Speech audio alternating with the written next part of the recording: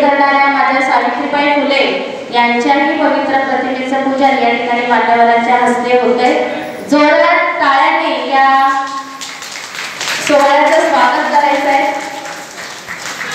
महिलांना विचार करा, जर आपली सावित्रीबाई नसती तर आज आपण या ठिकाणी नसतो। म्हणजे आपली देवाऱ्यामध्ये एक वेळ देवीची मूर्ती नसेल तर चालेल, पण प्रत्येक घरामध्ये किंवा आपल्या सावित्रीबाईची तरी प्रतिमा असावी। कारण असं म्हणतात की मैत्रेयी गाडगे यांच्या कुळातली मी, मैत्रेयी गाडगे यांच्या कुळातली मी, संस्कृतीचा धर्तरी शालू नेसलेली मी आहे आजच्या स्त्रीची प्रतिनिधी।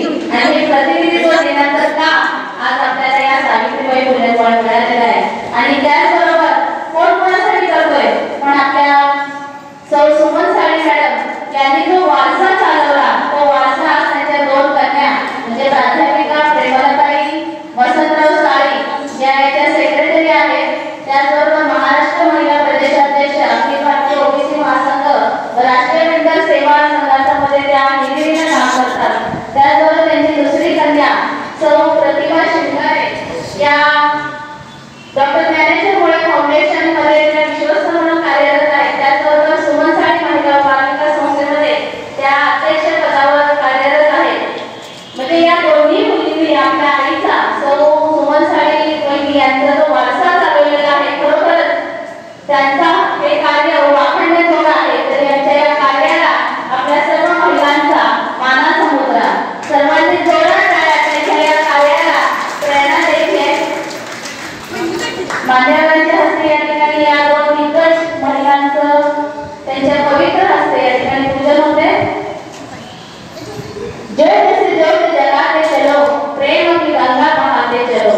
मैत्रिणींनो, त्यागाची, प्रेमाची आणि ज्ञानाची गंगा ही एका प्रतिमेच्या साक्षीने आई, जगतजननी आई, आईने जन्म द्यावा, आईचं बोट धरून टाकलेलं पहिलं पाऊल, आईसोबत उच्चारलेला पहिला शब्द आणि आईने दिलेली साथ, मग ते शिक्षणात असो, स्पर्धेत असो अथवा नोकरीतील प्रत्येक घडामोडीत आईने दिलेली साथ, शाबासकीची पाठीवर मारलेली थाप आणि दिलेलं प्रोत्साहन, सामाजिक राजकीय जीवनात देखील प्रत्येक वळणावर माझी आई वाघीण म्हणून माझ्या सोबत उभी राहिली। आणि म्हणूनच मी आज ज्या उंचीवर उभी आहे तिथपर्यंत पोहोचवणारा माझा सह्याद्री कोण असेल तर ती माझी आई आहे।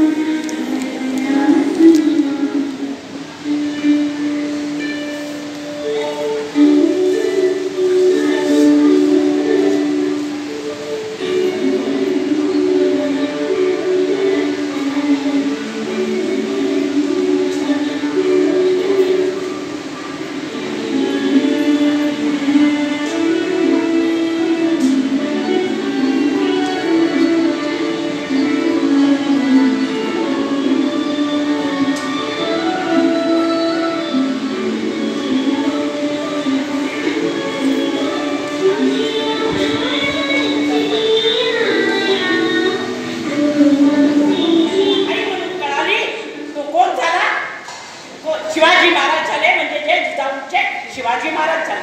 ज्याला स्त्री एक बहीण म्हणून कळाली तो मुक्ताईचा ज्ञानदेव झाला।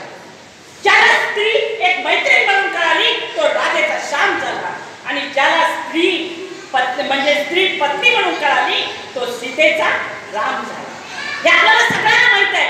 म्हणजेच काय तर प्रत्येक व्यक्तीनं महिलेला आदर दिला पाहिजे, सन्मान दिला पाहिजे आणि त्या पद्धतीने वागलं तरच हे समाज हा पुढे जाणार।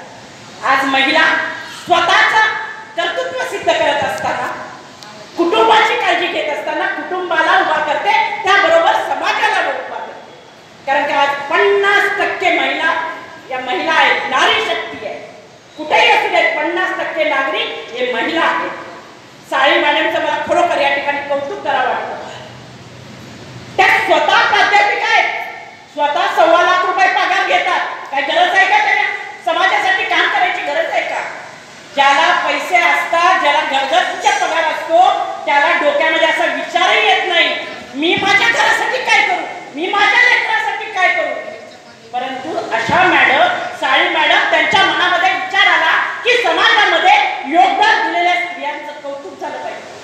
सन्मान झाला पाहिजे आणि त्यासाठी त्याने हा कार्यक्रम ठेवलेला आहे. आज सकाळपासून आरोग्य शिबिर होत आहे. एका मी ताईंचं ऐकत होते.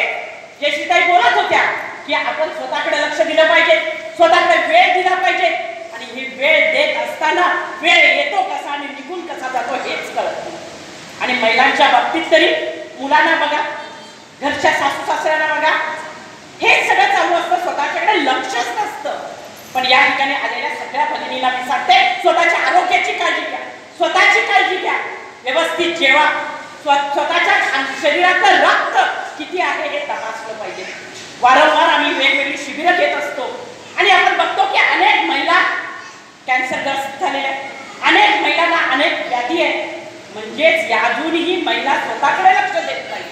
तर तुम्ही स्वतःकडे लक्ष द्या. आजचा कार्यक्रम सुंदर कार्यक्रम होतोय.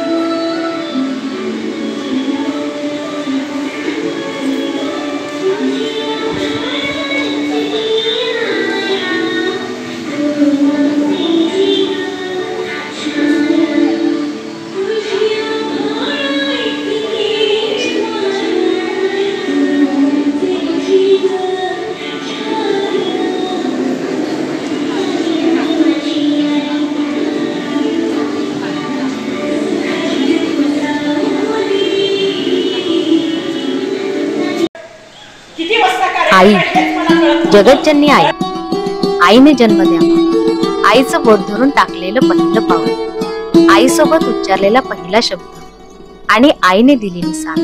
मग ते शिक्षणात असो, स्पर्धेत असो अथवा नोकरीतील प्रत्येक घडामोडीत आईने दिलेली साथ, शाबासकीची पाठीवर मारलेली थाप आणि दिलेलं प्रोत्साहन. सामाजिक राजकीय जीवनात देखील प्रत्येक वळणावर माझी आई वाघीण म्हणून माझ्या सोबत उभी राहिली. आणि म्हणूनच मी आज ज्या उंचीवर उभी आहे तिथपर्यंत पोहोचवणारा माझा सह्याद्री कोण असेल तर ती माझी आई आहे. होय, माझी आई सौ सुमन वसंतराव साळी. आईबद्दल सांगायचं झालं तर तिचं माहेर कराड तालुक्यातील होण कुंडाळे. तिचा जन्मच अशा कुटुंबात झाला की त्या कुटुंबात त्या काळी जन्माला आलेली ही मुलगी इंदू मारुती पांढरपट्टी. इंदू सर्वांची लाडकी, त्यामुळे तिला सगळे इंदुताई असेच म्हणत. प्रचंड हुशार आणि खोडकर स्वभावाची ही इंदू वडिलांची विशेष लाडकी. आमचे आजोबा म्हणजे तिचे वडील देखील हे स्त्री शिक्षणाचे पुरस्कर्ते. त्यांनी तिला शिक्षण दिलं, वाढवलं, पण सोबत कौटुंबिक संस्कार देताना प्रथम प्राधान्य कौटुंबिक प्रगती साधण्यासाठी प्रचंड आत्मविश्वास, जिद्द आणि साधना करण्याचं बाळकडू तिच्या आई वडिलांनी दिले. त्यामुळेच तर तिने शिक्षणाला प्राधान्य दिलं आणि तत्कालीन परिस्थितीत देखील तिने इयत्ता 7वी पर्यंत शिक्षण घेतले. दरम्यान तिचं लग्न मिरज येथील शिक्षक असणाऱ्या वसंतराव साळी यांच्यासोबत. लग्नानंतर तिचं नाव बदलून सुमन असे ठेवले. सुदैवाने तिचे पती वसंतराव साळे यांनी देखील तिच्यातील आत्मविश्वास आणि जिद्द पाहून तिला पुढील शिक्षणासाठी प्रोत्साहन दिले आणि तिने सुद्धा संसाराची सूत्रे हातात घेऊन B.Ed पर्यंतचं आपलं शिक्षण पूर्ण केलं आणि शिक्षण क्षेत्रातील अध्यापनाचा श्रीगणेशा केला. या कालावधीत तिच्या संसारवेलीवर 3 फुले उमलली. प्रेमलता, प्रतिभा आणि प्रशांत या तिन्ही मुलांना तिने उच्च शिक्षण केले. प्रेमलता हिला इलेक्ट्रिकल इंजिनियर, प्रतिभाने E-फार्मसी आणि प्रशांतने स्पर्धा परीक्षेतून RTO ऑफिसर पदाला गवसणी घातली. माझी आई सुमन ही फक्त सरकारी नोकरीतील शिक्षिका होती असं नाही, तर तिने शाळा आणि संसार पाहत ती सामाजिक कार्यात देखील अग्रेसर होती. सांगली मिरज परिसरातील झोपडपट्टी तसेच दुर्गम भागात घरोघरी जाऊन गोरगरीब, गरजू आणि होतकरू महिलांसाठी सेवा कार्य करू लागली.